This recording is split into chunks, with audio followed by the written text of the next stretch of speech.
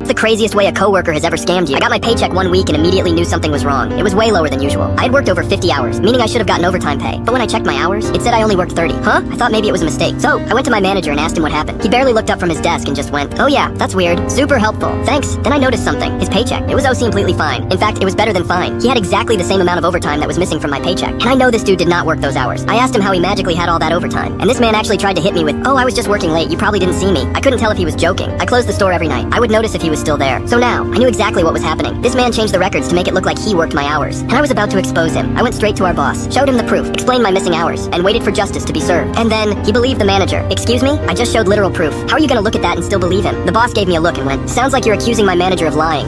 I don't appreciate that attitude." And then, he threatened to fire me for wanting the money I actually worked for. At this point, I should have just quit. But nope, I gave them one last chance to fix this. I checked my hours the next week. It said I worked 10 whole hours, when in reality I worked 40. I stared at the screen, stared at my boss. Then I walked out the door, and never came back.